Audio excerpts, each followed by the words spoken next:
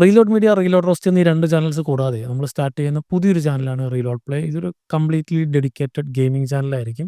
പുതിയതായി ഇറങ്ങുന്ന ഗെയിംസുകളുടെ റിവ്യൂസും then game place, tutorials ഒക്കെ ആയിരിക്കും നമ്മളിതിൽ പ്ലാൻ ചെയ്യുക. ദെൻ ചെറുതായിട്ട് വേണമെങ്കിൽ വല്ലപ്പോഴൊക്കെ ഗെയിമുകളെ കുറിച്ച് റോസ്റ്റാം. പിന്നെ സ്ട്രീമിംഗ് ഞാൻ ഇതുവരെ ചെയ്തിട്ടില്ല.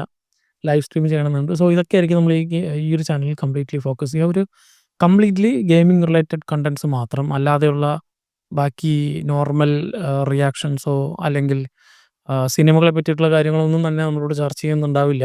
സോ അതിൻ്റെ ഒരു സ്റ്റാർട്ട് എന്ന രീതിയിൽ, ഫസ്റ്റ് വീഡിയോ എന്ന രീതിയിൽ ഞാനൊരു പ്ലേ സ്റ്റേഷൻ്റെ റിവ്യൂ ആണ് ഞാൻ ഉദ്ദേശിച്ചിട്ടുള്ളത്. ഞാൻ യൂസ് ചെയ്തിട്ടുള്ള എൻ്റെ ഒരു യൂസർ എക്സ്പീരിയൻസ് എന്ന് വേണമെങ്കിൽ പറയാം. കഴിഞ്ഞ കുറച്ച് മാസങ്ങളായിട്ട് ഞാനിത് യൂസ് ചെയ്ത് വരുന്നുണ്ട്.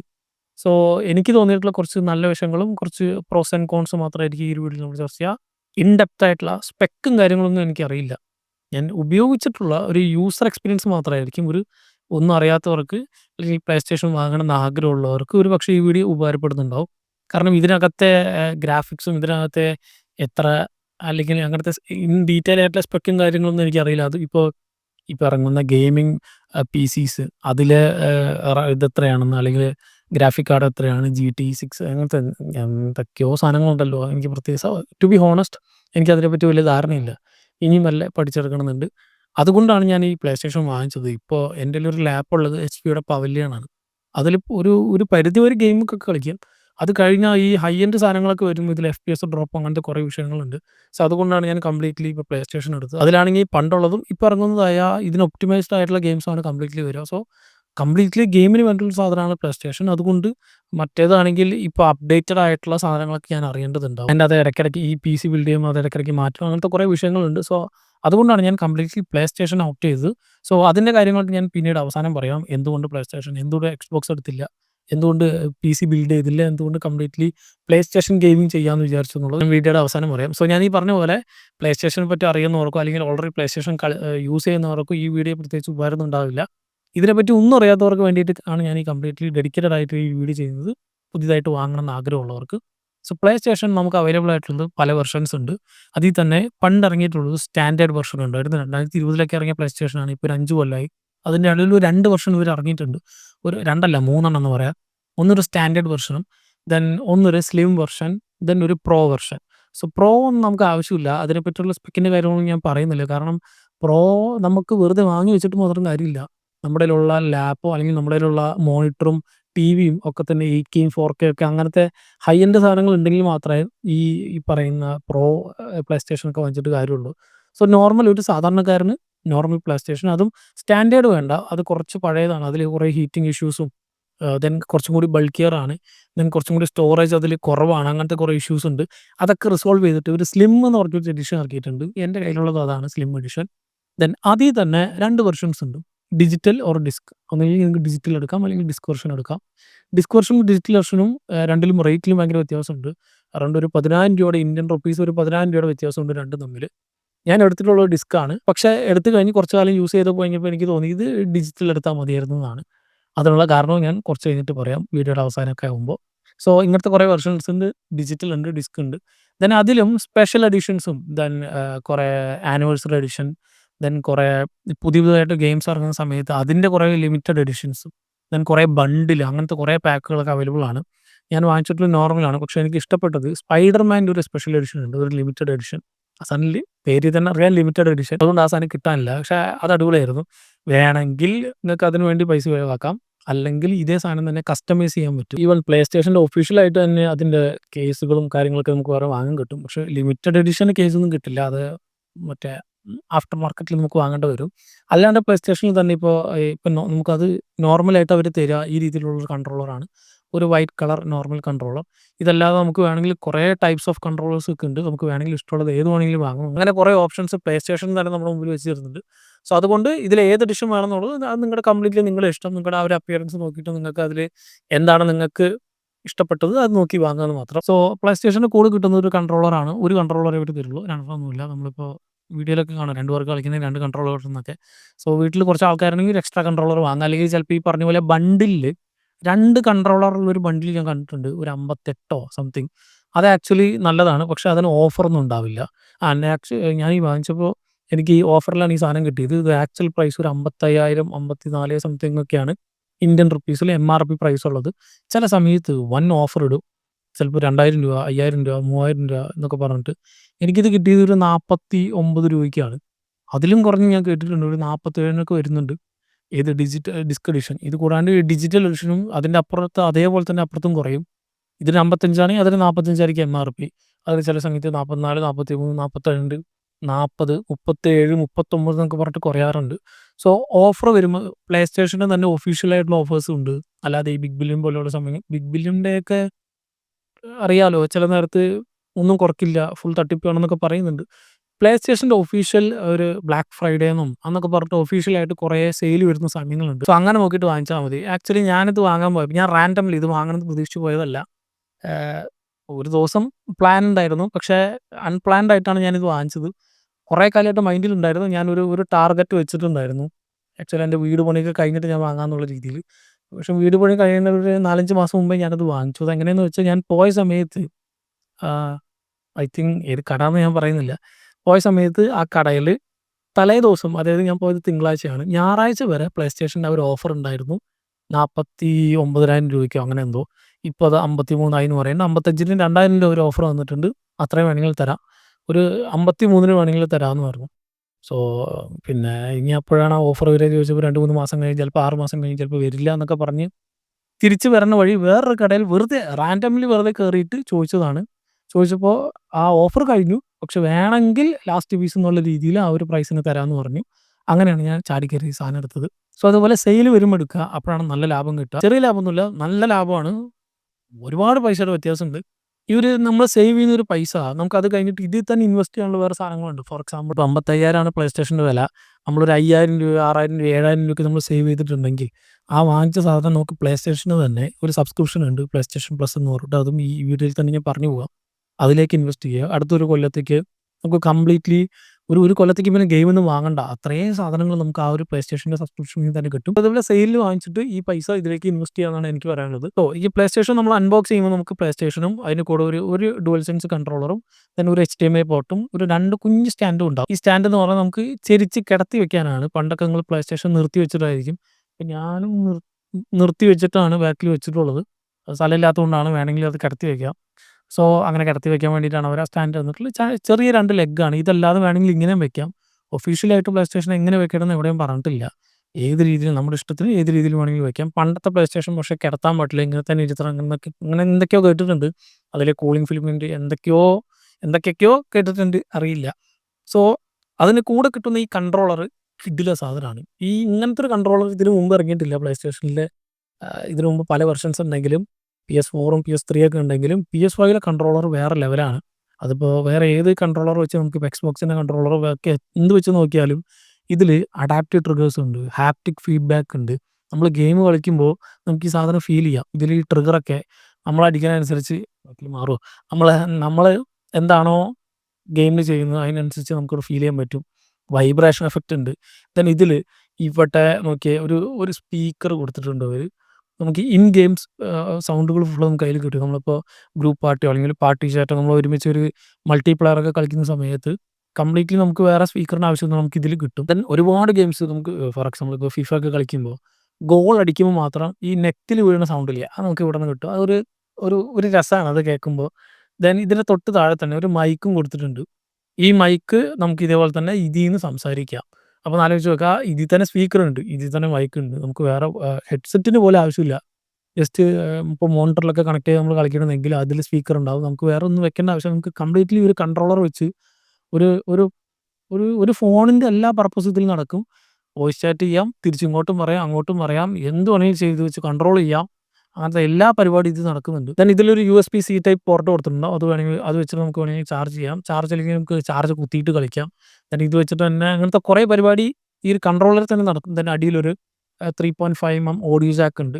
നമുക്ക് വേണമെങ്കിൽ ഹെഡ്സെറ്റ് ഇതിൽ ഡയറക്റ്റ് ചെയ്ത് കണക്ട് ചെയ്തും കളിക്കാം. ബ്ലൂടൂത്ത് വെച്ചും കണക്ട് ചെയ്യാം നമുക്ക് ഡയറക്റ്റ് ആയിട്ട്. അല്ലെങ്കിൽ വേണമെങ്കിൽ ഇതിൽ കൂടെയും കണക്ട് ചെയ്യാം. ബ്ലൂടൂത്ത് കണക്ടിവിറ്റിയുടെ കാര്യം പറഞ്ഞപ്പോഴാണ് പ്ലേ സ്റ്റേഷനിൽ ഡയറക്റ്റായിട്ട് ബ്ലൂടൂത്ത് കണക്ടിവിറ്റി ഉണ്ട്, പക്ഷേ എല്ലാത്തിനും കൊടുത്തിട്ടില്ല. ഇവരുടെ തന്നെ ഒരു ഹെഡ്സെറ്റ് ഉണ്ട്, പൾസ് 3D അങ്ങനെ എന്തൊരു ഹെഡ്സെറ്റ് ഒക്കെ പുതിയ ഇറക്കിയിട്ടുണ്ട്. അത് വെച്ച് മാത്രമേ കണക്ടിവിറ്റി നടക്കുള്ളൂ. അല്ലെങ്കിൽ നമ്മൾ ഈ ഹെഡ്സെറ്റ് ഇതിൽ കുത്തണം. സോ നമ്മുടെ ഹെഡ്സെറ്റ് വെച്ച് വയർ വെച്ച് കുത്തിയിട്ട് വേണം ഇതിൽ വർക്ക് ചെയ്യാൻ. ആൻഡ് ഇത് പോരാണ്ട് ഇതിൽ വയർലെസ് കൺട്രോളറും ഉണ്ട്, അല്ലെ ചാർജറും ഉണ്ട്. ഇതിന്റെ അടിയിൽ ഈ ഹെഡ്ഫോൺ ജാക്കിന്റെ അവിടെ നമുക്ക് വേണമെങ്കിൽ ഒരു വയർലെസ് ചാർജറിൽ വേണമെങ്കിൽ അവിടെ വെച്ചും ചാർജ് ചെയ്യാം. ദെൻ ഇതെല്ലാം പോട്ടെ, ഇതിനപ്പുറത്ത് ഈ കാണുന്ന സാധനമില്ലേ, ഇത് ടച്ചാണ്. ഇത് ടച്ച് ഡിസ്പ്ലേ ആണ്. സോ ഇത് വെച്ച് നമുക്ക് വേണമെങ്കിൽ ഇതിൽ പ്രസ് ചെയ്യേണ്ടത്, ഇത് വെച്ച് യൂസ് ചെയ്യേണ്ട കുറേ സാധനങ്ങളുണ്ട്. ഇതിൽ ഫസ്റ്റ് നമുക്ക് വാങ്ങുമ്പോൾ ഒരു ആസ്ട്രോബോട്ട് എന്നൊരു ഗെയിം കിട്ടും. ആ ഗെയിം വെച്ച് കംപ്ലീറ്റ്ലി ഈ ഒരു ഡുവൽ സെൻസ് കൺട്രോളറിന്റെ ഫുൾ എഫക്റ്റും ഫുൾ പൊട്ടൻഷ്യലും നമുക്ക് അതിൽ നിന്ന് കിട്ടും. നമുക്ക് അതിൽ നിന്ന് ഇതെന്താണ് സാധനം എന്നുള്ളത്, ഇതിന്റെ പവർ എന്താണെന്നുള്ളത് ആ ഒരൊറ്റ ഗെയിമിൽ നിന്ന് കാണുമ്പോൾ ഒരു ചെറിയ ഗെയിമാണ്, ചെറിയ പിള്ളേർക്ക് പറ്റിയ രീതിയിലുള്ള ഒരു ഗെയിം എന്നൊക്കെ നമ്മൾ വിചാരിക്കും. പക്ഷേ അതിലാണ് ഇതിന്റെ ഫുൾ പൊട്ടൻഷ്യൽ കിടക്കുന്നത്. ദെൻ ഇതിൽ ഇപ്പോൾ നമ്മളിപ്പോൾ ചില ഗെയിമൊക്കെ ഇപ്പോൾ ഗോസ്റ്റ് ഓഫ് സുഷീമൊക്കെ കളിക്കുന്ന സമയത്ത് അതിൽ ഡയറക്ഷൻ ഇല്ല. നമുക്ക് മാപ്പ് ഉണ്ട്, പക്ഷേ എങ്ങോട്ട് പോകുന്നൊരു ഡയറക്ഷനും അതിൽ കൊടുക്കില്ല. ജസ്റ്റ് ഒന്ന് സ്വൈപ്പ് ചെയ്ത് മേളിലേക്കാക്കിയാൽ മതി, ഒരു വിൻഡ് വരും. അങ്ങനത്തെ കുറേ പരിപാടി നമുക്ക് ഇത് വെച്ച് തന്നെ കിട്ടും. സോ മൊത്തത്തിൽ ഈ സാധനം പൊളിയാണ്, തീരെ വെയിറ്റ് ഇല്ല. അപ്പോൾ ഇത്രയൊക്കെയാണ് കൺട്രോളറിനെ പറ്റി പറയാനുള്ളത്. ദെൻ ഇത് കൂടാണ്ട് വേറൊരു കാര്യം, ഇതിൽ ഒരു ലൈറ്റ് ഉണ്ട്. ഇതിന് ചുറ്റും LED ലൈറ്റാണ്. ഈ LED ലൈറ്റ് നമ്മുടെ ഗെയിമിനനുസരിച്ച് മാറും. അതിൻ്റെ ആ ഒരു എൻവയോൺമെൻറ്റ് എന്താണോ, ഇപ്പോൾ നമ്മൾ നല്ല മൂഡിലാണെങ്കിൽ പച്ച കളറും, ദെൻ നമ്മൾ മോശാവസ്ഥയിലാണ്, നമ്മളിപ്പോൾ വെടികൊണ്ട് ചാവും എന്നൊക്കെ ഉള്ള രീതിയിൽ വരുമ്പോൾ ഇത് മാറി റെഡ് കളറാവും. ദെൻ ലാസ്റ്റ് ഓഫ് ഒക്കെ കളിക്കുമ്പോൾ നമ്മൾ കംപ്ലീറ്റ്ലി ആ ഒരു ഇപ്പം ചാവുന്നുള്ള സിറ്റുവേഷനാണ്. ഗെയിം ഫുള്ള് റെഡ് ആയിരിക്കും വരിക.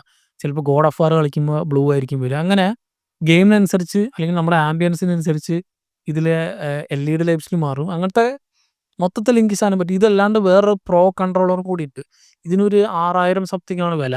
ഇത് മറ്റേ പ്രോയ്ക്ക് ഒരു 10,000-15,000 രൂപയ്ക്ക് വരും. അത് ഈ ഞാൻ പറഞ്ഞ പോലെ പ്രോ പ്ലേയേഴ്സിനൊക്കെ വേണമെങ്കിൽ അത് യൂസ് ചെയ്യാം. ഒരു സാധാരണക്കാരന് ഇതേ ധാരാളം. നിങ്ങളുടെ കൂടെ നിങ്ങളുടെ വീട്ടിൽ തന്നെ വേറെ ആരെങ്കിലും ഈ പ്ലേ സ്റ്റേഷൻ കളിക്കുന്നവരുണ്ടെങ്കിൽ, ഇപ്പോൾ ഫിഫയൊക്കെ നിങ്ങൾക്ക് മൾട്ടിപ്ലെയർ കളിക്കണം എന്നൊക്കെ ഉണ്ടെങ്കിൽ ഒരെണ്ണം കൂടി വാങ്ങുന്നത് നല്ലതായിരിക്കും. അതല്ലാതെ നിങ്ങൾക്ക് ഒരൊറ്റ കൺട്രോളർ മതി. നിങ്ങളിപ്പോൾ ഓൺലൈനിലാണ് മൾട്ടിപ്ലെയർ കളിക്കണമെങ്കിൽ നമുക്ക് ഈ സാധനത്തിൻ്റെ ആവശ്യമൊന്നുമില്ല, ഒറ്റൊരെണ്ണം മതി. then ഈ പ്ലേ സ്റ്റേഷൻ്റെ സെറ്റിംഗ്സിൽ എനിക്ക് ഇഷ്ടപ്പെട്ട മെയിൻ 2 കാര്യങ്ങളിൽ ഒന്നാണ് ഇതിൽ ഗെയിം ഷെയറിംഗ് ഉണ്ട്, അല്ലെങ്കിൽ കൺസോൾ ഷെയറിംഗ് എന്ന് പറയാം. അതായത് നമ്മളിപ്പോൾ ഒരു ഫ്രണ്ട്, ഇപ്പോൾ എൻ്റെ ഒരു ഫ്രണ്ട് ഉണ്ട് അയർലൻഡിലുള്ളത്, അൽക്കിൻ എന്ന് പറയും. അവന് അവൻ്റെ കയ്യിലുള്ള ഗെയിം എനിക്കും, എൻ്റെ കയ്യിലുള്ള ഗെയിം അവന് നമുക്ക് ഈക്വലി ഷെയർ ചെയ്യാൻ പറ്റും. 2 പേർക്കും പ്ലേ സ്റ്റേഷൻ സബ്സ്ക്രിപ്ഷൻ ഉണ്ട്. പ്ലേ സ്റ്റേഷൻ ആണ് 2 പേരുടെ കയ്യിലുള്ളത്. PS5 ആണെങ്കിൽ അങ്ങോട്ടും ഇങ്ങോട്ടും എല്ലാവരുടെയും കൊണ്ടൊന്നും പറ്റില്ല. ഒറ്റ ടൈം ഒരാളെ വെച്ചിട്ട് നമുക്ക് ഇങ്ങോട്ടും അങ്ങോട്ടും ഗെയിം ഷെയർ ചെയ്യാം. സോ ഞാൻ പർച്ചേസ് ചെയ്തിട്ടുള്ള ഗെയിം അവന് വാങ്ങേണ്ട ആവശ്യമില്ല, എൻ്റേത് എനിക്ക് അവന് കൊടുക്കാം.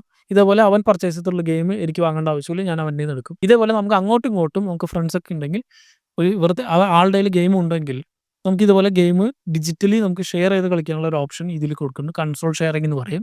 കുറച്ച് സെറ്റിംഗ്സ് അങ്ങോട്ടും ഇങ്ങോട്ടും മാറ്റാനുണ്ട്, പക്ഷേ എളുപ്പമാണ്, സുഖമായിട്ട് നമുക്ക് ചെയ്യാം. വേറൊന്ന് റിമോട്ട് പ്ലേ എന്ന് പറഞ്ഞൊരു പരിപാടിയുണ്ട്.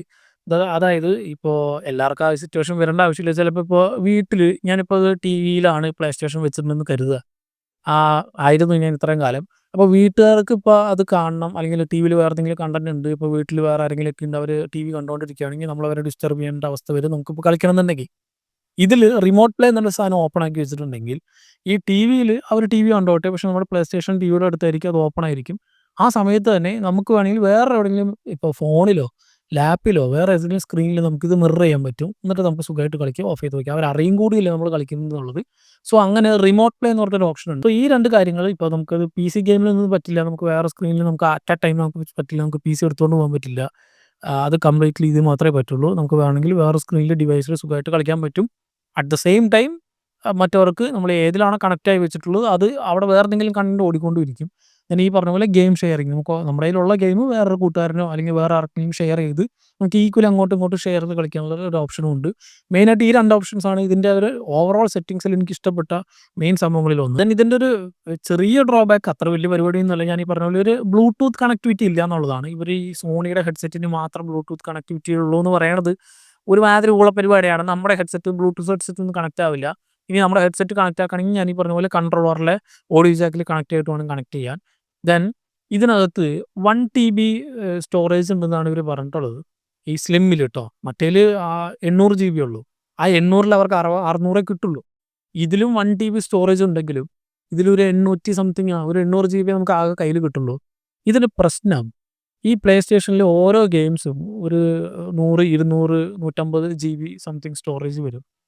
മൊത്തത്തിൽ പറഞ്ഞ ഒരു വലിയ ഗെയിമൊക്കെ ആണെങ്കിൽ ഇപ്പോൾ ഫോർ എക്സാമ്പിൾ ഇപ്പോൾ കോൾ ഓഫ് ഡ്യൂട്ടി ആ ഗെയിമിന് തന്നെ ഒരു 100, 150, 200 GB അതിന്റെ കൂടെ അഡിഷണൽ കണ്ടന്റ്, ആ പാക്ക്, ഈ പാക്ക് എന്നൊക്കെ പറഞ്ഞിട്ട് കുറേ സാധനം ഒപ്പം ഡൗൺലോഡ് ആയി വരും. അങ്ങനത്തെ ഒരു 3 ഗെയിമൊക്കെ വെക്കാൻ അറ്റ് എ ടൈം വെക്കാൻ സ്ഥലം ഉണ്ടാവുള്ളൂ.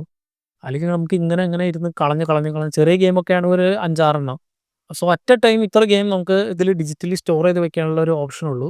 നമുക്ക് ഇടയ്ക്കിടയ്ക്ക് ഡിലീറ്റ് ചെയ്യേണ്ടി വരും, ഇടയ്ക്കിടയ്ക്ക് ഡൗൺലോഡ് ചെയ്യേണ്ടി വരും. ഡൗൺലോഡ് സ്പീഡൊക്കെ കുറവുള്ളവരാണെങ്കിൽ ഇത് കുറേ കഷ്ടപ്പെടും. ഒരു ദിവസമൊക്കെ എടുക്കും ചിലപ്പോൾ ഡൗൺലോഡ് ആവാൻ.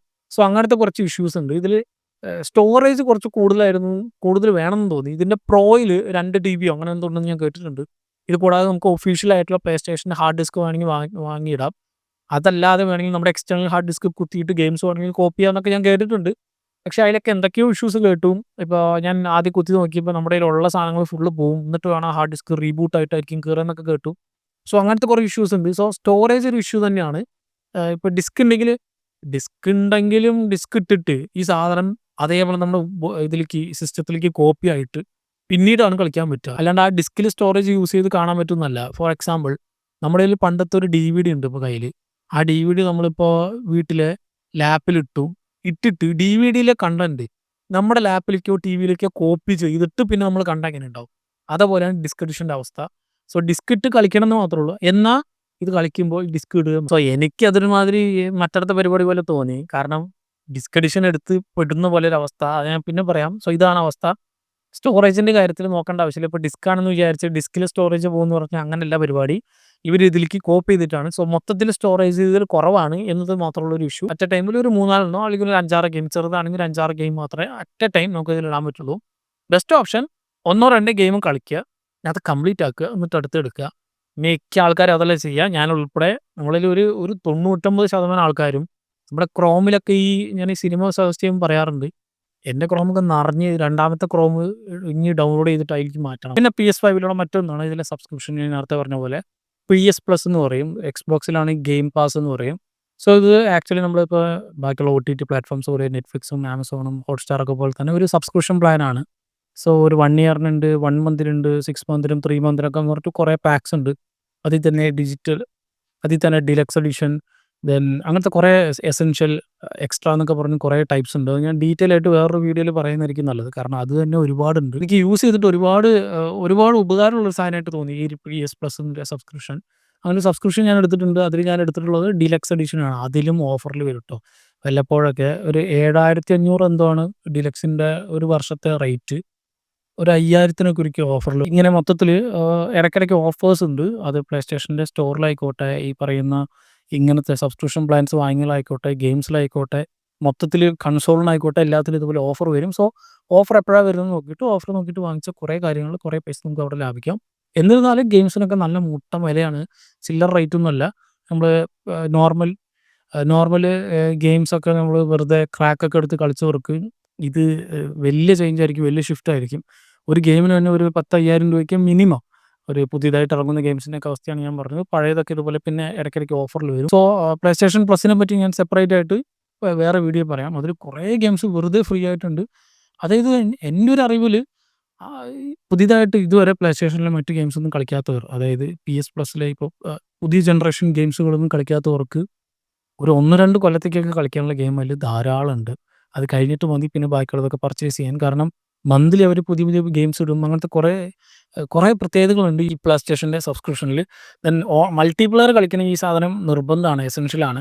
അതില്ലാണ്ട് മൾട്ടിപ്ലെയർ കളിക്കാൻ പറ്റില്ല. ഫോർ എക്സാമ്പിൾ ഇപ്പോൾ ഫിഫയോ അങ്ങനത്തെ എന്തെങ്കിലും ഗെയിമുകളൊക്കെ ഉണ്ടെങ്കിൽ നിങ്ങൾക്ക് മൾട്ടിപ്ലെയർ കളിക്കണമെങ്കിൽ ഈ PS Plusൻ്റെ അല്ലെങ്കിൽ ഈ സബ്സ്ക്രിപ്ഷൻ എന്തായാലും നിർബന്ധമായിട്ട് വേണം. ദെൻ ഇത് കഴിഞ്ഞിട്ട് ഇതിൽ വലിയൊരു ഡ്രോബാക്ക് ആയിട്ട് എനിക്ക് തോന്നി, ഇതിൽ ഗെയിം പർച്ചേസിംഗ് എന്നുള്ളൊരു ഓപ്ഷനാണ്. നമ്മൾ ഡിസ്ക് ഗെയിമാണ് വാങ്ങണമെങ്കിൽ ഈ പ്രശ്നമില്ല. ഡിജിറ്റൽ ഗെയിംസ് വാങ്ങുകയാണെങ്കിൽ ഇന്ത്യയിൽ ഇത് വാങ്ങാൻ ഭയങ്കര ബുദ്ധിമുട്ടാണ്. അതായത് നമ്മുടെ നോർമലായിട്ട് നമ്മൾ ഇതിൽ കയറി പർച്ചേസ് ചെയ്യുന്ന സമയത്ത് നമ്മുടെ ബാങ്കിൻ്റെ ക്രെഡിറ്റ് കാർഡോ ഡെബിറ്റ് കാർഡോ ഒന്നും ഇവരെടുക്കില്ല. അത് നമ്മുടെ ഇന്ത്യൻ ബാങ്ക്സിൽ നിന്നും എടുക്കണില്ല. ഒട്ടുമിക്ക എല്ലാ ബാങ്കിൻ്റെയും ഞാൻ നോക്കി, ഒന്നും എടുക്കൂല. സോ എന്താ ചെയ്യാന്ന് വെച്ചാൽ നമ്മൾ പേടിഎമ്മിലും മറ്റിപ്പോൾ ആമസോണിലും ഫ്ലിപ്കാർട്ടിലൊക്കെ ഗിഫ്റ്റ് കാർഡുകളുണ്ടാവും. ഈ ഒരു പ്ലേ സ്റ്റേഷൻ്റെ സബ്സ്ക്രിപ്ഷൻ്റെ ഗിഫ്റ്റ് കാർഡുകളുണ്ട്. അത് വാങ്ങിച്ച് നമ്മുടെ വാലറ്റിൽ കയറ്റിയിട്ട് വാലറ്റിൽ പൈസ കയറ്റിയിട്ട് വേണം നമുക്ക് ത്രൂ നമ്മുടെ വാലറ്റ് വഴിയേ നമുക്ക് പർച്ചേസ് ചെയ്യാൻ പറ്റുള്ളൂ. അങ്ങനത്തെ ഇതിപ്പോൾ എൻ്റെ മാത്രം പ്രശ്നമാണെന്ന് ചോദിച്ചാൽ ഞാൻ അന്വേഷിച്ചപ്പോൾ എല്ലാവർക്കും ഈ പ്രശ്നമുണ്ട്. സോ അതൊരു വലിയ വിഷയം തന്നെയാണ്. കാരണം പെട്ടെന്ന് ഇപ്പോൾ ഒരു ഗെയിം വാങ്ങണം, നമുക്ക് ചാടിക്കറി പോയി വാങ്ങാൻ പറ്റില്ല. ഇതുപോലെ നമ്മുടെ വാലറ്റിൽ പൈസ വേണം. വാലറ്റിൽ എങ്ങനെയെങ്കിലും പൈസ നിറച്ചിട്ട് അതീന്ന് കേറി വാങ്ങാന്നുള്ളതാ. അതത്ര വലിയ വിഷയമാണെന്ന് ചോദിച്ചാൽ അല്ല. പക്ഷേ ഇത്രയും ചെയ്തിട്ട്, ഇത്രയും വലിയ സെർവറുള്ള ഇവർക്ക്, ഇന്ത്യയിൽ ഇത്രയും വലിയ സെയിൽ നടക്കുന്ന ഇവർക്ക്, ഈ ഒരു കാര്യം കൂടി ഒന്ന് സോർട്ട് ചെയ്യണം. എന്നാൽ കുറച്ചും കൂടി പർച്ചേസ് കൂടുതൽ സാധാരണ നമ്മളിപ്പോൾ സ്റ്റീമിലൊക്കെ ഒരു ഗെയിം വാങ്ങുമെങ്കിൽ ഈ പ്രശ്നമൊന്നുമില്ല. ഡയറക്റ്റായിട്ട് പോയിട്ട് വാങ്ങാം. ഇനി എക്സ്ബോക്സിൽ എനിക്ക് ഈ പ്രശ്നം ഉണ്ടോയെന്ന് അറിയില്ല. അത് യൂസ് ചെയ്തിട്ട് എനിക്കറിയില്ല. അറിയണവരുണ്ടെങ്കിൽ കമൻറ്റ് ചെയ്യുക. ഇതേ വിഷയം അവിടെ നിന്നുണ്ടോയെന്ന് ഗെയിംസ് പർച്ചേസ് ചെയ്യുന്ന സമയത്ത്. then ഈ പ്ലേ സ്റ്റേഷൻ്റെ സ്റ്റോറിൽ ഒരുപാട് നല്ല ഓഫേഴ്സ് വരാറുണ്ട്. ഡീൽസ് എന്നൊക്കെ പറഞ്ഞു. ഈ പ്ലേ സ്റ്റേഷൻ പ്ലസ് ഉള്ളവർക്ക് വേറെ ഓഫർ, അല്ലാത്തവർക്ക് വേറെ ഓഫർ, കോംബോ ഓഫർ എന്നൊക്കെ പറഞ്ഞ് കുറേ വരും. ചില സമയത്ത് ഈ മോർട്ടൽ കോംബാറ്റ് ഗെയിംസൊക്കെ ഒന്നിൻ്റെ കൂടെ വേറൊന്നും കൂടി ഫ്രീ ഉണ്ടാവും. എന്നിങ്ങനെ കോംബോ ആയിട്ട് നല്ല വില കുറഞ്ഞു. ചിലപ്പോൾ ഒരു 5000 രൂപയുടെ ഗെയിം 200 രൂപയ്ക്കും 150 രൂപയ്ക്കും 300 രൂപയ്ക്കും എന്നൊക്കെ പറഞ്ഞ് പല നല്ല വലിയ വലിയ ഓഫേഴ്സ് വരാറുണ്ട്. ഇത് പറഞ്ഞതിൻ്റെ കൂടെ തന്നെ ഞാൻ മറ്റേ കാര്യം കൂടി പറഞ്ഞു പോകാം. ഞാൻ അവസാനം പറയാമെന്ന് വെച്ച ഈ പരിപാടി മറ്റേ ഡിസ്ക് വെർഷനാണോ ഡിജിറ്റൽ വെർഷനാണോ നല്ലതെന്നുള്ളത്. ഞാനിപ്പോൾ ഇത്രയും പറഞ്ഞു വെച്ചിട്ട് തന്നെ നിങ്ങൾക്ക് മനസ്സിലാവുന്നുണ്ടാവും. ഒരു ഡിസ്ക് വാങ്ങണമെങ്കിൽ ഒരു 5000 4000 ഒക്കെ മിനിമം റേറ്റ് വരും. അതിന് വലിയ ഡിസ്കൗണ്ട് കാര്യങ്ങളൊന്നും വരില്ല. ഉണ്ടെങ്കിൽ തന്നെ ചെറിയ വലിയ ഡിസ്കൗണ്ട് ഉള്ളൂ. അല്ലെങ്കിൽ പിന്നെ അത്രയും പഴകണം ആ ഡിസ്ക്. അല്ലെങ്കിൽ പിന്നെ സെക്കൻഡ് ഹാൻഡ് വാങ്ങണം. ആഫ്റ്റർ മാർക്കറ്റിൽ നമുക്ക് വാങ്ങാൻ കിട്ടും. അതിനായിട്ടുള്ള കുറേ സൈറ്റുകളൊക്കെ ഉണ്ട്. സോ ഇതാണൊരു ഓപ്ഷൻ ഉള്ളത്. ഡിസ്കിൻ്റെ നമുക്ക് ഫിക്സഡ് പ്രൈസിന് അത് വാങ്ങാൻ പറ്റും. പക്ഷേ ഡിസ്ക് വാങ്ങിയാലുള്ള പ്രശ്നം ഈ പറഞ്ഞ പോലെ അതിൽ വലിയ സ്ക്രാച്ചോ കാര്യങ്ങളൊക്കെ ഉണ്ടെങ്കിൽ പോയി. പക്ഷേ ഒരു പോസിറ്റീവ് വശമുള്ളത്, ഡിസ്ക് വാങ്ങിച്ചാൽ നമുക്ക് ആ ഗെയിം നമ്മുടെ കയ്യിൽ പെർമനൻ്റ് ആയിട്ടുണ്ട്. ഇപ്പോൾ ഡിജിറ്റൽ ആണെങ്കിൽ അവരുടെ സെർവറിൽ നിന്ന് പോയി കഴിഞ്ഞാൽ, പ്ലേ സ്റ്റേഷൻ്റെ സെർവറിൽ നിന്ന് ഈ ഗെയിം പോയി കഴിഞ്ഞാൽ പിന്നെ നമുക്ക് കിട്ടില്ല. മറ്റേത് ലൈഫ് ടൈം നമുക്ക് ആ ഒരു ഗെയിം നമ്മുടെ കയ്യിലുണ്ടാവും എന്നുള്ളൊരു സമാധാനം ഉണ്ടാവും. പക്ഷേ ഞാൻ ഈ പറഞ്ഞ പോലെ നമ്മൾ യൂസ് ചെയ്യണമെങ്കിൽ നമ്മൾ സ്റ്റോറേജ് ചെയ്ത് കൊണ്ടുപോകും. അത് ഉണ്ടായിരുന്നെങ്കിൽ ഡിസ്ക് നല്ലൊരു ഓപ്ഷൻ ആണെന്ന് പറയാം. ഒന്നാമത്തെ സ്റ്റോറേജ് അത് ഫുള്ളായിട്ട് കൊണ്ടുപോകും. അതിലേക്ക് കോപ്പി ചെയ്തിട്ട് വേണം കളിക്കാൻ. പോരാത്തതിന് ഡിസ്ക് ഇട്ടിട്ടേ കളിക്കാൻ പറ്റുള്ളൂ. നമ്മളിപ്പോൾ ചിലപ്പോൾ ചാടി കയറിയിട്ട് വെറുതെ കളിക്കാൻ നോക്കിയാൽ ഡിസ്ക് ഇല്ലാന്ന് പറയും. സോ ഡിസ്ക് ഇട്ടിട്ടേ കളിക്കാൻ പറ്റുള്ളൂ. ഒരു ഡിസ്കേ അറ്റ് എ ടൈമിൽ നമുക്ക് ഇടാൻ പറ്റുള്ളൂ താനും. നമുക്ക് വേറെ ഗെയിമിലേക്ക് പെട്ടെന്ന് സ്വിച്ച് ചെയ്യണമെന്നുണ്ടെങ്കിൽ ഡിസ്ക് ഗെയിംസുകൾ നമുക്ക് പറ്റില്ല. ഇപ്പോൾ സബ്സ്ക്രിപ്ഷനൊന്നും ഇല്ല. നമ്മൾ ഗെയിം പർച്ചേസ് ചെയ്യുന്ന ഒരാളാണ്. നമ്മളൊരു 10 ഡിസ്ക് വാങ്ങി വെച്ചിട്ടുണ്ടെങ്കിൽ ഈ 10 ഗെയിമും അറ്റ് എ ടൈമിൽ നമുക്ക് കളിക്കാൻ പറ്റില്ല. ഒന്ന് കഴിഞ്ഞിട്ട് അടുത്തതിലേക്ക് ഇതുപോലെ സ്വിച്ച് ചെയ്യാൻ പറ്റില്ല. സ്വിച്ച് ചെയ്യണമെന്നുണ്ടെങ്കിൽ നമുക്ക് ഒരു ഡിസ്ക് എടുത്ത് അടുത്തത് ഇട്ടിട്ട് വേണം നമുക്ക് കളിക്കാൻ പറ്റുള്ളൂ. അപ്പോഴും അതിൻ്റെ സ്റ്റോറേജ് ഓൾറെഡി അത് എടുത്തിട്ടുണ്ടാവും. ആ ഗെയിംസ് ഇൻസ്റ്റാൾ ചെയ്യാനുള്ള സ്ഥലം അതിൽ വേണം താനും. ഇതേ അവസ്ഥയല്ല പക്ഷേ ഞാൻ ഈ പറഞ്ഞ ഡിജിറ്റൽ വേർഷൻസിനുള്ളത്. ഇപ്പോൾ ഡിസ്കിൽ നമുക്ക് ഡിജിറ്റലും കളിക്കാം. അതുകൊണ്ടാണ് ഞാൻ ഡിജിറ്റൽ തന്നെ മതി എന്ന് പറഞ്ഞത്. കാരണം ഡിജിറ്റൽ നമുക്ക് പെട്ടെന്ന് ഈസി ആയിട്ട് സ്വിച്ച് ചെയ്യാം. ഇതുപോലെ കുറേ ഓഫേഴ്സിൽ കിട്ടും. ചിലപ്പോൾ ഡിസ്ക് വെർഷൻ ഫോർ എക്സാമ്പിൾ ഏതെങ്കിലും ഒരു ഗെയിമിൻ്റെ ഡിസ്ക് വെർഷൻ ഒരു 5000 രൂപയാണ് ഓൺ സെയിൽ ഡിസ്കിൽ കാണിക്കണമെങ്കിൽ ചിലപ്പോൾ പ്ലേ സ്റ്റേഷൻ്റെ സ്റ്റോറിൽ തന്നെ നോക്കിയാൽ ഒഫീഷ്യലായിട്ട് അവരുടെ സ്റ്റോറിൽ തന്നെ അതേ സാധനം ഒരു 2000 രൂപയ്ക്കോ 1000 രൂപയ്ക്കോ ഒക്കെ സെയിലിൽ വന്ന് കിടക്കുന്നുണ്ടാവും. പക്ഷേ ഈ സാധനം ഈ സെയിൽ ഡിസ്കിന് വരില്ല. സോ ഇന്ത്യയിൽ ഐ തിങ്ക് ഡിജിറ്റൽ എഡിഷൻ എടുക്കണമായിരിക്കും നല്ലത്. നിങ്ങൾക്ക് ഒന്നാമത് പൈസയും കുറഞ്ഞ് കിട്ടും. ഒരു 10,000 രൂപയുടെ വ്യത്യാസം അവിടെ ഉണ്ടാവും. പോരാത്തതിന് ഡിസ്ക് വാങ്ങേണ്ട ആവശ്യമില്ല. നമുക്ക് സെയിലിൽ നല്ല ഓഫറിൽ ഇതുപോലെ ഗെയിംസ് കിട്ടും. പിന്നെ ഞാൻ ഈ പറഞ്ഞ പോലെ ഗെയിം ഷെയറിങ് ഇപ്പോൾ നമ്മുടെ ഇവിടുത്തെ കമ്മ്യൂണിറ്റി വളരെയധികം കുറവാണ്. പ്ലേ സ്റ്റേഷൻ കമ്മ്യൂണിറ്റി വളരെ കുറവാണ്. ഡിസ്കുകൾ ഉള്ളവർക്ക് വേണമെങ്കിൽ അങ്ങോട്ടും ഇങ്ങോട്ടും പെട്ടെന്ന് ഷെയർ ചെയ്യാം. നമ്മുടെ വീട്ടിന് തൊട്ടപ്പുറത്ത് ഒരാളുണ്ട്. ആളിതുപോലെ ആളുടെ കയ്യിൽ ഡിസ്ക് ഉണ്ടെങ്കിൽ നമുക്ക് ഷെയർ ചെയ്യാം. അല്ലാതെ ഇപ്പോൾ ഞാൻ ഈ പറഞ്ഞ പോലെ എൻ്റെ ഫ്രണ്ട്സൊക്കെ പുറത്താണ്. ഇപ്പോൾ ഫോറിനിലുള്ള ഒരാൾക്ക് ഡിസ്ക് ഷെയർ ചെയ്യാന്നുള്ള ഒരു പരിപാടി നടക്കൂല. അപ്പോൾ പിന്നെ നമുക്ക് ഈ പറഞ്ഞ പോലെ ഡിജിറ്റൽ ഓപ്ഷൻ ഉണ്ടെങ്കിൽ അത് നമുക്ക് ഈ പറഞ്ഞ പോലെ കൺസോൾ ഷെയറിങ്ങും ഗെയിം ഷെയറിങ്ങും ഒക്കെ ചെയ്തിട്ട് സുഖമായിട്ട് നമുക്ക് അങ്ങോട്ടും ഇങ്ങോട്ടും ഗെയിംസ് അങ്ങോട്ടും ഇങ്ങോട്ടും ഷെയർ ചെയ്ത് കളിക്കാൻ പറ്റും. സോ ഓവറോൾ ഓരോരുത്തരുടെ പേഴ്സണൽ ഒപ്പീനിയനാണ്. എൻ്റെ പേഴ്സണൽ ഒപ്പീനിയനിൽ ഡിസ്ക് എഡിഷനെക്കാട്ടിലും നല്ലത് ഡിജിറ്റൽ എഡിഷനാണ് ഇന്ത്യയിൽ. ഇത് കൂടാതെ ക്ലൗഡ് സ്റ്റോറേജും സ്ട്രീം ചെയ്തിട്ട് കളിക്കാൻ പറ്റുന്ന ഒരു ഓപ്ഷനൊക്കെ ഉണ്ട് പ്ലേ സ്റ്റേഷനിൽ. ഈ സബ്സ്ക്രിപ്ഷൻ്റെ കൂടെ വരുന്ന പരിപാടിയാണ്. അതാകുമ്പോൾ നമുക്ക് സ്റ്റോറേജൊന്നും വിഷയമില്ല. നമുക്ക് ഡയറക്റ്റ് ആയിട്ട് സ്ട്രീം ചെയ്ത് കളിക്കാൻ പറ്റും. പക്ഷേ ഇന്ത്യയിൽ സ്ട്രീമിംഗ് ഇല്ലത്രേ. അതും ഞാൻ കുറച്ച് കഴിഞ്ഞിട്ടാണ് അറിഞ്ഞത്. ചില ഗെയിം ഞാൻ നോക്കിയപ്പോൾ സ്ട്രീം ചെയ്ത് കളിക്കാം. അതിൻ്റെ ഈ ഡിലക്സ് എഡിഷൻ എടുത്ത സ്ട്രീമിംഗ് എന്നൊക്കെ ഉണ്ട് കണ്ടു. അപ്പോൾ അത് പോയി. ആ പരിപാടിയില്ല. നമുക്ക് ഇങ്ങനത്തെ 2 ഓപ്ഷൻസ് മാത്രമേ ഉള്ളൂ. ഒന്നല്ലെങ്കിൽ ഡിജിറ്റലി വാങ്ങുക, അല്ലെങ്കിൽ ഡിസ്ക് എഡിഷൻ. പിന്നെ ഈ ഈ നമ്മുടെ പിസിയിലൊക്കെ ഉള്ള പോലെ ക്രാക്കൊന്നും വെച്ച് ഈ പരിപാടിയൊന്നും നടക്കൂല. അങ്ങനത്തെ പരിപാടിയൊന്നും പ്ലേ സ്റ്റേഷനിൽ ഇല്ല. പൈസ കൊടുത്ത് ഗെയിം വാങ്ങുക തന്നെ വേണം. ദെൻ എന്തുകൊണ്ട് PS5 എടുത്തു, എന്തുകൊണ്ട് എക്സ്ബോക്സ് എടുത്തില്ല, എന്തുകൊണ്ട് PC ബിൽഡ് ചെയ്തില്ല എന്നൊക്കെ ചോദിക്കുകയാണെങ്കിൽ, ഒന്നാമത്തെ കാര്യം ഈ PCയുടെ പുതിയതായിട്ടുള്ള സ്പെക്കും കാര്യങ്ങളൊന്നും എനിക്ക് വലിയ പെടുത്തില്ല. ഇപ്പോൾ RTX 50 ഏത് ഗ്രാഫിക് കാർഡാണ് അത് ഇത് എന്നൊക്കെ പറഞ്ഞിട്ട് ദിവസവും ഓരോ സാധനങ്ങളൊക്കെ അപ്ഡേറ്റ് ആവുന്നുണ്ട്. അതിനെപ്പറ്റി ഞാൻ അധികം അപ്ഡേറ്റഡ് ആവാത്തത് കൊണ്ട് ഒരു സാധനം ബിൽഡ് ചെയ്യാന്ന് പറഞ്ഞാൽ ചിലപ്പോൾ ഞാൻ എടുത്ത് ഒരു 2 ആഴ്ച കഴിയുമ്പോഴേക്കും അടുത്ത് ഇറങ്ങുമ്പോൾ ഒരു ഡിസാറ്റിസ്ഫാക്ഷൻ വരും. അങ്ങനത്തെ കുറേ വിഷയമുള്ളത് കൊണ്ടാണ് ഞാൻ PC ബിൽഡ് ചെയ്യാത്തത്. ദെൻ എനിക്ക് ഫുൾ ഗെയിമിംഗ് ആണ് അതിൽ. ബാക്കി എൻ്റെ എഡിറ്റിംഗ് കാര്യങ്ങളൊക്കെ എനിക്ക് വേറെ ലാപ്പും കാര്യങ്ങളൊക്കെ ഉണ്ട്, അതിൽ നടക്കും എന്നുള്ളത് കൊണ്ടാണ് ഞാൻ കംപ്ലീറ്റ്ലി പ്ലേ സ്റ്റേഷനിലേക്ക് പോയതും. ദെൻ പ്ലേ സ്റ്റേഷൻ എന്ന് പറഞ്ഞ മൈൻഡിൽ ഒരു രജിസ്റ്റർ ആയിരിക്കുന്നൊരു പരിപാടി ഉണ്ടായിരുന്നു. ഗെയിം നമുക്ക് എവിടെ വേണമെങ്കിലും കളിക്കാം. പക്ഷേ പ്ലേ സ്റ്റേഷനിൽ കളിക്കുക എന്നുള്ളൊരു മൈൻഡ് ഉണ്ടല്ലോ, അത് എല്ലാവർക്കും ഉണ്ടാവില്ല. പക്ഷേ എനിക്ക് അങ്ങനെ ഒരു ഭ്രാന്ത് ഉണ്ടായിരുന്നത് കൊണ്ടാണ് എനിക്ക് പ്ലേ സ്റ്റേഷൻ നിർബന്ധമായിട്ട് വേണം എന്നുള്ളത് കൊണ്ടാണ് ഓപ്റ്റ് ചെയ്യാനും കാരണം. ദെൻ എക്സ്ബോക്സ് നല്ലൊരു ഓപ്ഷനായിരുന്നു. പക്ഷേ ഞാൻ നോക്കിയപ്പോൾ ഈ കുറേ എക്സ്ക്ലൂസീവ്സ് വരിക പ്ലേ സ്റ്റേഷനിലാണ്. PS പ്ലസിന് അല്ലെങ്കിൽ പ്ലേ സ്റ്റേഷന് മാത്രം കുറേ എക്സ്ക്ലൂസീവ് ഗെയിമുകൾ ഇറങ്ങും. For example Spiderman 2, then Stellar Blade, then God of വാറിൻ്റെ റാഗ്നറോക്ക്, ഗോസ്റ്റ് ഓഫ് സുഷീമോ, ഇതൊക്കെ തന്നെ ഡയറക്റ്റ് ആയിട്ട് പ്ലേ സ്റ്റേഷനിലാണ് ആദ്യം വരിക. അത് കഴിഞ്ഞിട്ട് ചിലപ്പോൾ 1 2 വർഷമൊക്കെ കഴിഞ്ഞിട്ടായിരിക്കും ദെൻ നമ്മുടെ PC-യിലും എക്സ്ബോക്സിലൊക്കെ വരിക. ഈവൻ ബ്ലാക്ക് മിത്ത് പൂക്കോം അടക്കം കഴിഞ്ഞ വർഷം അല്ലെങ്കിൽ ഈ ഒരു 2 3 മാസം മുമ്പ് എക്സ്ബോക്സിൽ വന്നിട്ടുള്ളൂ. ഡയറക്റ്റ് ആയിട്ട് PC-യിലും അങ്ങനത്തെ കുറേ എക്സ്ക്ലൂസീവ് ഗെയിംസ് ഇതിലുള്ളത് കൊണ്ട് ഞാൻ പിന്നെ നോക്കിയപ്പോൾ എക്സ്ബോക്സിൽ വരുന്ന ഗെയിമുകൾ അതേപോലെ തന്നെ ഇതിലും വരും. പക്ഷേ ഇതിൽ വരുന്നത് അതിൽ വരില്ല. PC-യിൽ വരുന്നത് ഇതിൽ വരും. പക്ഷേ ഇതിലുള്ളത് PC-യിൽ വരില്ല. എന്നൊക്കെ നോക്കിയപ്പോൾ പ്ലേ സ്റ്റേഷനാണ് എന്തുകൊണ്ടും നല്ലതെന്ന് തോന്നി. ദെൻ ഈ പറഞ്ഞ ഈ കൺസോളും ഈ ഒരു കൺട്രോളറൊക്കെ വെച്ച് കളിക്കാം. ദെൻ അപ്കമിംഗ് ആയിട്ട് വരാനിരിക്കുന്ന കുറച്ച് ഗെയിംസ്, ഇപ്പോൾ ഈ ഗോസ്റ്റ് ഓഫ് സുഷിമയുടെ സീക്വലായ ഗോസ്റ്റ് ഓഫ് യോട്ടായി, അത് കംപ്ലീറ്റ്ലി കൺസോൾ ഗെയിമാണ്. അത് ആദ്യം വരിക കൺസോളിലായിരിക്കും. ഈ പറയുന്ന പ്ലേ സ്റ്റേഷനിലോ ഇനി എക്സ്ബോക്സിൽ വരുന്നുണ്ടെന്ന് എനിക്കറിയില്ല. ഐ തിങ്ക് PS എക്സ്ക്ലൂസീവ് എന്തോ ആണത്.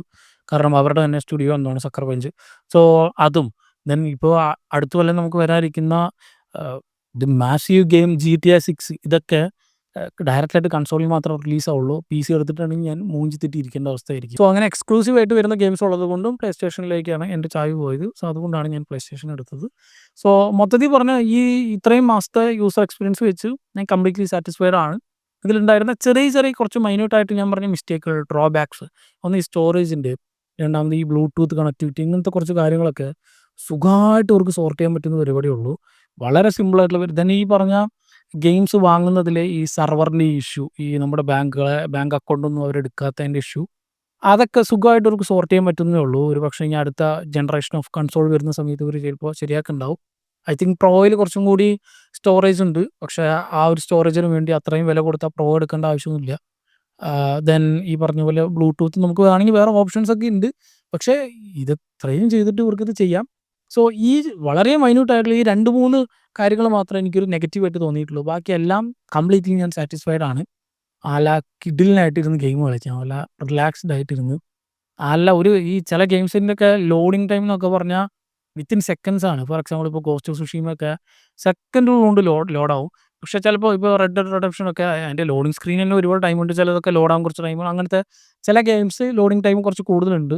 പക്ഷെ ചിലത് പറന്ന് ഫാസ്റ്റായിട്ട് ലോഡാവും. ദെൻ ഈ കൺട്രോളറിൻ്റെ ഹാപ്റ്റിക് ഫീഡ്ബാക്കും ഒക്കെ കൊണ്ട് ഞാൻ കംപ്ലീറ്റ്ലി സാറ്റിസ്ഫൈഡ് ആണ് എൻ്റെ പ്ലേ സ്റ്റേഷൻ വെച്ച്. ഇപ്പോൾ പുതിയതായിട്ട് പ്ലേ സ്റ്റേഷൻ എടുക്കണം എന്ന് ആഗ്രഹമുള്ളവരുണ്ടെങ്കിൽ ഞാൻ ഈ പറഞ്ഞ പോലെ ഓഫറിലൊക്കെ എടുക്കുക. അവർക്ക് ഈ വീഡിയോ ഉപകാരപ്പെട്ടിട്ടുണ്ടെന്ന് കരുതുന്നു. അപ്പോൾ നമ്മളിപ്പോൾ ഈ ചാനലിൽ കംപ്ലീറ്റ് ആയിട്ട് ഞാൻ ഈ പറഞ്ഞ പോലെ ഗെയിമിംഗ് റിലേറ്റഡ് കണ്ടൻസ് മാത്രമായിരിക്കും. നമ്മൾ ഫിലിം റിലേറ്റഡ് കണ്ടൻസ് ഒക്കെ നമ്മൾ മറ്റ് 2 ചാനൽസിലായിരിക്കും ഇടുക.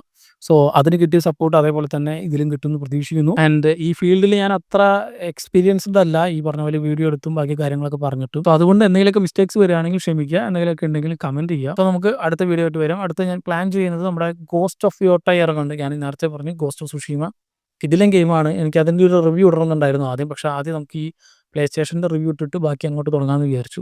കാരണം ഒരുപാട് ഗെയിംസ് എനിക്ക് ഇനി റെക്കമെൻഡ് ചെയ്യാനുണ്ട്, ഒരുപാട് പറയാനുണ്ട്. ഞാൻ കളിച്ചിട്ട് ഇഷ്ടപ്പെട്ടതും ഇതിന് മുമ്പ് കളിച്ചിട്ടുള്ള കുറേ ഗെയിംസുകളൊക്കെ ഉണ്ട്.